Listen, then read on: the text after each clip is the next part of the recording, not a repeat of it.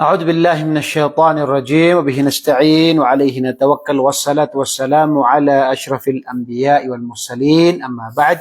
Mga minamahal kong mga magulang at mga kapatid sa pananampalataya, Assalamualaikum warahmatullahi wabarakatuh. Mga minamahal kong mga magulang at mga kapatid sa pananampalataya, ngayong araw po ang ating paksa na pag-usapan ay patungkol po sa panglabing siyam na hadith mula sa 40 hadith ni Imam An-Nawawi rahimahullah. At ang hadith na ito, an Abi Al-Abbas Abdullah bin Abbas radiyallahu anhuma قال كنت خلف النبي صلى الله عليه وسلم يوما فقال يا غلام إني أعلمك كلمات احفظ الله يحفظك احفظ الله تجد تجاهك إذا سألت الله فاسأل إذا سألت فاسأل الله وإذا استعنت فاستعن بالله واعلم أن الأمة لو اجتمعت على أن ينفعوك بشيء لم ينفعوك إلا بشيء قد كتبه الله لك وإن اجتمعوا على أن يضروك بشيء لم يضروك إلا بشيء قد كتب الله عليك رفعت الأقلام وجفت الصحف رواه الترمذي. Itong hadith na ito sa hadith ni Imam At-Tirmidhi na kung saan ay ito ay nagbula sa hadith ni Abdullah ibn Abbas radiyallahu anhuma na kung saan kani sinabi na isang araw ako ay nasa likuran ng propeta Muhammad sallallahu alaihi wasallam. At sinabi niya, ya gulam, o ikaw na isang bata. Gulam ay hindi pa dumating sa tamang gulang. So dito ay bata pa dito si Abdullah ibn Abbas na kung saan ay sinabi ng mga mu'arrikhun ng propeta sallallahu alaihi wasallam ay nung namatay siya ay hindi pa dumating sa bulok o tamang gulang si Abdullah ibn Abbas. Ngunit si Abdullah ibn Abbas ay kabilang sa isa sa mga malapit na tao kay propeta Muhammad sallallahu alaihi wasallam. At siya ay nagbigay ng payo. Siya ay nagbigay ng payo kay Abdullah ibn Abbas na kanyang sinabi, ya gulam, o ikaw na isang bata, inni uallimuka kalimat. Tunay na ako ay magbibigay sa iyo ng mga payo, salita, mga payo. At hindi ito utos ko, kundi ito ay pagpapayo. Ito ay kabilang sa kainaman ng pakikitungo ni Propeta Muhammad sallallahu alaihi wasallam. Kanyang sinabi na, ihfadillah yahfaduk, ihfadillah tajidu tujahak. Dito una-una na nabanggit sa hadith na ito na kanyang payo ay pangalagaan mo si Allah subhanahu wa ta'ala. At kapag pinangalagaan mo si Allah subhanahu wa ta'ala, ay dalawa ang gantimpala na ibibigay sa iyo ni Allah subhanahu wa ta'ala.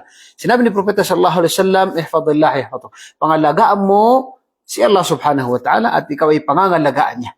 At kapag ikaw ay pinangalagaan ni Allah, ay ang tanging makikita mo ay ang mga kabutihan. Tanging makikita mo ay ang mga kalugod-lugod kay Allah subhanahu wa ta'ala. Naisip mo na mga gawain ay gagabayan ka niya sa mga gawain na kalugod-lugod kay Allah subhanahu wa ta'ala. Yun ang magiging patnubay ng isang tao mula kay Allah na dahil sa kanyang pangangalaga ay ang tanging makikita at ginagawa niya ay mga bagay na ay kinalulugod ni Allah subhanahu wa ta'ala. Ganun din ang pangangalagaan ka ni Allah subhanahu wa ta'ala sa iyong pangangatawan, sa iyong pamilya, sa iyong mga bagay-bagay. Dahil sinabi dito na, ihfadillah yahfaduk. Pangalagaan mo si Allah at ikaw ay kanyang pangangalagaan. Ay minsan tatanungin natin ang ating mga sarili. Gaano ba ako kamahal ni Allah? Ay dapat ay tanungin mo kung gaano mo kamahal si Allah. Dahil kapag kinalimutan mo si Allah, ikaw rin ay kakalimutan ni Allah. At kapag minahal mo si Allah, mahmalihin ka ni Allah. Katulad ng pinangalagaan mo si Allah, ikaw rin ay papangalagaan ni Allah subhanahu wa ta'ala. Ganon din na kanina sinabi na ihfadillah tajidu tujahak. Kapag pinangalagaan mo si Allah, pangalagaan mo si Allah at makikita mo siya sa iyong unahan. Ibig sabihin, sa panahon ng pangangailangan ay ikaw ay tutulungan ni Allah subhanahu wa ta'ala. Yan ang isa sa pinakamahalagang bagay kapag ang isang tao ay malapit kay Allah. Ang ibig sabihin ng pangangalaga kay Allah ay pangalagaan mo ang kanyang mga ipinag-uutos. Pangalagaan mo si Allah ay pangalagaan mo ang salah. Pangalagaan mo si Allah ay pangalagaan mo ang iyong mga obligasyon. At iwasan mo ang mga ipinagbabawal niya. Hafidu ala salah. Pangalagaan niyo ang inyong mga salah. Ganun din sa mga ipinagbabawal niya, iwasan niyo ito. Ito ang tunay na pangangalaga kay Allah. Sa pag sinabi na, pangalagaan mo si Allah, ay gawin mo ang kanyang ipinag-uutos at iwasan mo ang mga bagay na kanyang ipinagbabawal. Yan ang tunay na pangangalaga kay Allah subhanahu wa ta'ala. At kapag sinunod natin ang mga utos ni Allah at iniwasan natin ang kanyang mga ipinagbabawal sa abot ng ating makakaya, gawin natin ang kanyang mga kautusan at iwasan natin ang mga ipinagbabawal niya, ay tayo ay tutulungan ni Allah. Ganun din sa oras ng ating pangangailangan, ay tunay na si Allah ay tayo ay tutulungan. Kabilang sa payo ni Propeta Muhammad sallallahu alaihi wasallam ay, "Idza sa'alta fas'alillah." Kapag ikaw ay humingi ng tulong, ibig sabihin, kapag ikaw ay mayroong mga panalangin, ya Allah, ay biyayaan mo ko ng anak, biyayaan mo ko ng mabuting asawa, maging mabuti sana ang aking mga anak. Ya Allah, padali mo sa akin ang tinatawag na aking pagsusulit, yung exam. Ya Allah, padali mo sa akin yung aking interview. At ano pang mga bagay sa ating pangangailangan, o ibig sabihin sa ating mga panalangin kay Allah, ay kapag sinabi dito, kapag meron kang mga panalangin, ay unahin mo ang pinakauna na si Allah subhanahu wa ta'ala. Magtiwala ka kay Allah. Manalangin ka kay Allah kapag meron kang pangangailangan. Hindi yung unang naiisip mo ay mga tao na tutulong sa iyo. Hindi. Kundi ang pinakauna ay tayo ay humingi ng tinatawag na tulong kay Allah subhanahu wa ta'ala sa oras na tayo ay mayroong mga panalangin. Ganun din na sinabi sa hadith na, "Wa idha ista'anta fasta'in billah." At kapag sa oras na ikaw ay nangailangan, ay tanging kay Allah subhanahu wa ta'ala ka manalangin.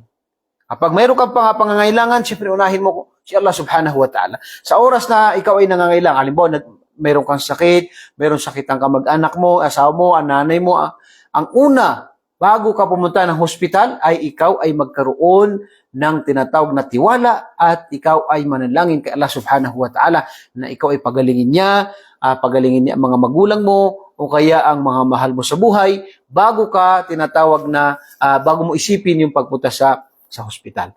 Ang pagpunta sa hospital ay kabilang yan sa ipinagutos ng Islam kung nakikita natin na ito ay makakatulong sa atin. At yan ay tinatawag na gagawin natin kung ano makakatulong sa atin. At tayo, syempre, ang pinakauna rito ay yung tiwala natin kay Allah at yung tayo ay manalangin sa Kanya. Tayo ay manalangin sa Kanya. Kaya nga sa ating sala, palagi nating sinasabi, "Iyyaka na'budu wa iyyaka nasta'in." Iyyaka na'bud, ya Allah, sa iyo lang kami sasamba, wa iyyaka nasta'in, at sa iyo lang kami hihingi ng tulong. Sa oras ng pangangailangan, hindi tayo pupunta sa mga libingan, hindi tayo pupunta sa mga jinn, hindi tayo pupunta sa mga albularyo, hindi tayo pupunta sa ibang mga puno, mga anuman, na tayo ay mananalangin sa kanila dahil sila ay walang maitutulong. Bagkus, yan ay dahilan ng pagkaligaw ng isang tao. Yan ay dahilan ng shirk o malaking shirk kapag ang tao ay nagtiwala na yan ay makakatulong sa kanya o yan ang tunay na may kakayahan na magpagaling sa kanya. Bagkus, si Allah subhanahu wa ta'ala ang nagbibigay ng gamot sa lahat. Siya may kakayahan sa lahat ng bagay. Kaya nga, sa ating sala na palagi nating binabasa sa Suratul Fatiha, "Iyyaka na'budu wa iyyaka nasta'in." Palagi nating binabasa, "Iyyaka na'budu wa iyyaka nasta'in." O Allah, ikaw lamang aming sasambahin. O Allah, sa iyo lang kami hingi ng tulong. Kaya narapat na kapag tayo ay hihingi ng tulong sa ating pangangailangan, ay narapat na unahin natin ay kay Allah subhanahu wa ta'ala. At hindi masama na pumunta sa doktor dahil kabilang ito sa pinapahintulutan ng relihiyong Islam na ito ay makakatulong sa atin.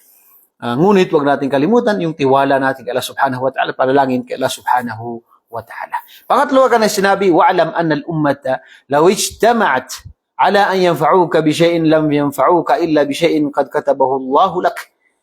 Alamin mo na kapag kahit magkaisa, magtipon-tipon ang ummah, ang lahat ng tao, mga tao at saka iba pang mga nilikha, mga jin, upang sila ay tulungan kanila sa isang bagay. Kung ano man na gusto nilang ibigay sa iyo, kung ano man gusto nila na kabutihan na gusto nila sa iyo, ay hindi nila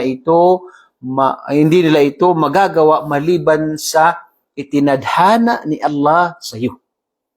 Kahit na tumulong sa iyo ang pinuno ng lahat ng lugar, kahit na yung tinatawag ng mga president o anuman, mayaman man o anuman, kapag kahit anumang gusto nila na itutulong sa iyo, na ikaw ay tinatawag na ibibigay nila ito sa iyo ay hindi nila magagawa ang anumang bagay maliban sa bagay na nakasulat sa iyo. At ganoon din, na sinabi sa hadith, wa in istama'u ala ay yadurruka bi shay'in lam yadurruka bi shay'in illa qad katabahu Allah. At kung sila ay nagkaisa rin, ang umma at mga tao, upang ikaw ay pinsalain, kabaliktaran ng una. Ito ngayon ay gagawin ng umma na ito, anuman sino mang nagtipon-tipon ng mga tao para ikaw ay pinsalain. Magtipon-tipon man sila, ay sinabi sa hadith ay hindi kanila mapipinsala maliban sa ito ang nakasulat sa iyo ni Allah subhanahu wa ta'ala. At yan ay makikita natin sa kwento ni Propeta Musa alayhi salam. Si Propeta Musa alayhi salam ay ipinanganak siya na kung saan si Firaun, noong nanaginip siya, nakita niya na kung saan pinahula niya ito sa kanyang hula at sinabi nila na may panganak na tao na kukuha o tinatawag na magiging dahilan ng pagkawala ng kapangyarihan mo. At si Firaun ay nag-angkin ng Panginoon, subhanallah. At kaya ang ginawa ni Firaun ay sa taon na yun ay lahat ng sanggol ay pinapapatay niya. At sa sunod na taon ay hindi. Sa sunod na taon ay pinapapatay niya. At si Propeta Musa alayhi salam ay ipinanganak sa taon na kung saan ipinapapatay ni Propeta Musa, pinapapatay ni Firaun ang lahat na ipinapanganak na sanggol. At kabilang doon si Propeta Musa alayhi salam. At ang ginawa ng kanyang nanay, ito ay tinatawag na nung pinanganak niya ito, ay kanya ito nilagay sa lawa hanggang sa ito ay tinatawag na dumaan sa malapit sa tinatawag na bahay ni Firaun at nakita ito ng kanyang asawa dahil mansyon ang kanilang bahay. Nakita ito ni asawa ni Firaun at kanyang kinuha at sinabi niya kay Firaun na kukunin natin ito bilang isang anak natin. Subhanallah. Ipinanganak siya sa taon na kung saan pinapapatay dito ang mga sanggol. Ngunit, ganun pa man, ay siya ay nabuhay. Ang umampun sa kanya ay ang tinatawag na asawa ni Firaun at nabuhay siya sa pamamahay ni Firaun na si Firaun ay nag-utos na pagpatay sa lahat ng mga sanggol sa taon na yun. Subhanallah. Kaya nga, anuman ang gustuhin ng mga tao, anuman pinsalain ng isang tao, ngunit hindi nila magagawa maliban lamang sa bagay na ito ay tinadhana ni Allah subhanahu wa ta'ala. Isa sa mga nabanggit sa hadith, sinabi ni Propeta Muhammad sallallahu alaihi wasallam, Inna Allah kataba maqadir al-khalaiq qabla an yakhluqa as-samawati wal arda bi 50,000 sana. Bago nilikha ni Allah subhanahu wa ta'ala ang langit at lupa, mga langit at lupa ng 50,000 years, ay ipinasulat na ni Allah subhanahu wa ta'ala ang iba niyang mga kaalaman na kung saan ito ang iba't ibang mga bagay na mangyayari sa mundong ito. 50,000 years bago nilikha ang langit, mga langit at lupa ay nasusulat na yan at nasa Lawhil Mahfuz. Kaya anuman ang gustuhin natin, tinatawag na mga bagay-bagay ay ito ay tinatawag na nakasulat. Ngunit ang pagkakaiba ng mga tao ay ang tao na ginagawa niya ang mga bagay na makakatulong sa kanya ay meron siyang gantimpala sa kanyang ginagawang pagpupursige. Ngunit ang mga tao naman na hindi ginagawa ang makakatulong sa kanila, makukuha nila yung kanilang mga nakasulat sa kanila, pero sila ay magkakasala dahil sila ay hindi nila ginagawa kung ano ang makakatulong sa kanila. Yun ang pagkakaiba. Ngunit lahat tayo ay hindi tayo maaring mamatay na hindi pa dumating yung ajal natin. Yung hindi pa naubos yung buhay natin at mas lalo may mga bagay na kailangan pa natin puntahan o makain, anuman, ay hindi pa tayo mamamatay. Ngunit kapag tapos na ang lahat, ay ni isang segundo ay hindi pwedeng mahuli. Ay kapag dumating yan, ay tapos na yung lahat ng bagay sa atin dito sa mundo, ay darating na ang ating kamatayan. So yan po ay nabanggit sa hadith na kung saan sinabi ni Propeta sallallahu alaihi wasallam, lahat ay natapos na. Ngunit tayo bilang isang mananampalataya ay gagawin natin kung ano ang mga bagay na makakatulong sa atin dahil yan ang utos sa atin ng relihiyong Islam. At huwag natin gayahin si Juan Tamad. Nahintay pa niya mahulog sa kanya yung prutas. Subhanallah. Which is ang turo sa atin ng Islam ay gawin natin.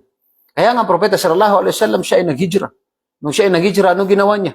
Gumamit siya ng mga tactics ng siya ay maghijra. Kayang-kaya na iligtas siya ni Allah subhanahu wa ta'ala. Diretso siya pumunta ng Madina. Pero hindi niya ginawa. Siya ay nagtago sa Qarithaw.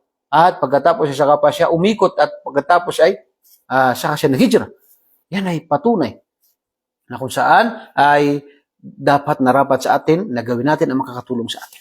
Kabilang sa huling hadith ay sinabi ni Propeta sallallahu alaihi wasallam, "Rufi'atil aqlamu wa jaffatis suhuf."